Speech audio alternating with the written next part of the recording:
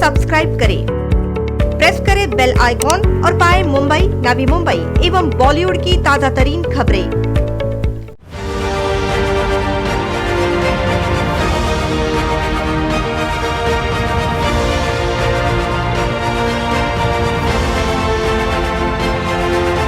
आज का डेटा देखें तो उसमें यही लगता है कि जो पीक है वो जून जुलाई में आ सकता है।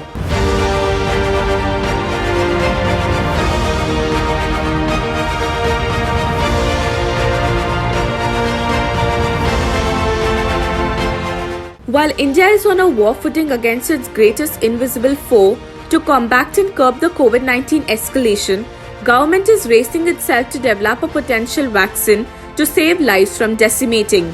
With country's situation worsening each passing day, the All India Institute of Medical Sciences Director Randeep Guleria warned that the country is yet to witness COVID-19 peak in the months of June and July.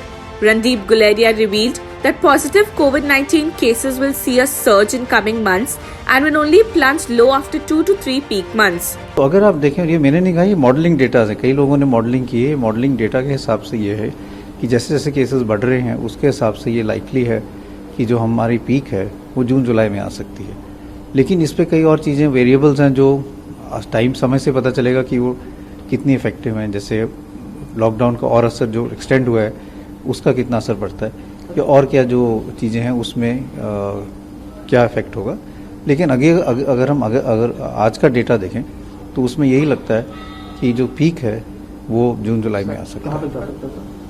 ये तो आगे ही समय ही बता पाएगा, लेकिन जैसे जैसे हम डबलिंग टाइम देख रहे हैं तो नंबर ऑफ केसेस बढ़ने के चांसेस तो हैं। Asserting the government to significantly ramp up their strategies, Randeep Guleria also stated the need to increase the number of COVID-19 quarantines and testing centers, with strict measures to be imposed in hotspot areas or zones.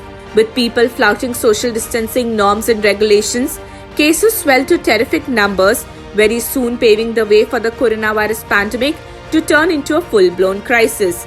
With Marilyn Ravi for NMTV News.